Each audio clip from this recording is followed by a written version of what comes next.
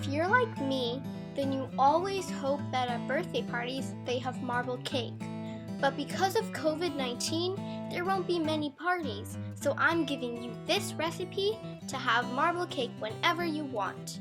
It's soft and easy to make, so let's get right into it. For the ingredients, you will need butter, oil, vanilla extract, sugar, eggs, flour, baking powder, baking soda, buttermilk, and salt. Add the butter, oil, and vanilla extract into a bowl. Cream it together. Scrape down the bowl and add the sugar. Whisk it together. After that, add in the eggs one at a time. Then, scrape it down again. Sift in the flour, baking powder, baking soda, and salt. If you overmix this, then the gluten in the flour will create a chewier and dense cake. Add in the buttermilk and whisk until just combined. Fold the batter. To evenly separate your batter, pour the batter into a different bowl and zero out the bowl. Pour the batter back in and measure it. Zero out your second bowl and pour half of the batter into it. You can also just eye it, but this way you have an exact amount.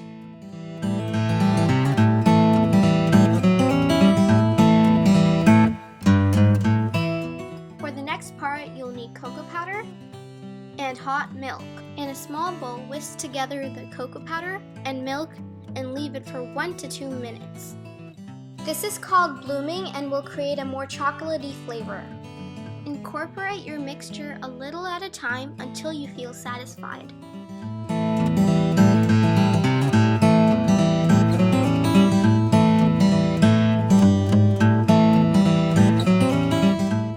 Your batter should look something like this.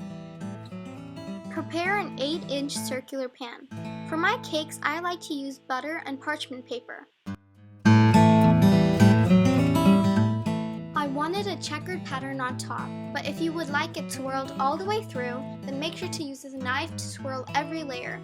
If you are going to use the top side, then make sure to tap your batter on the table to get rid of any air bubbles for a cleaner look. Another trick I use is cake strips. If you are going to make a layered cake, then you would need flat cakes. Most people don't want to waste cake, so this is an easier way to do it. Bake the cake at 350 degrees Fahrenheit or 180 degrees Celsius for about 30 minutes or until a toothpick inserted comes out clean. After it's out, use a knife or offset spatula around the cake to get it out easier. I frosted my cake using buttercream I made earlier. If you would like to see the recipe, then I will post a buttercream video next week. Also, stay tuned for a video this Saturday as I will post a July 4th specialty cake. I decorated my frosted cake with a few sprinkles I found lying around. And that's it, my hassle-free marble cake. If you like this video, make sure to hit that like button. And if you want to see more videos like this, click that subscribe button. The full recipe will be in the description box below. Thank you for watching!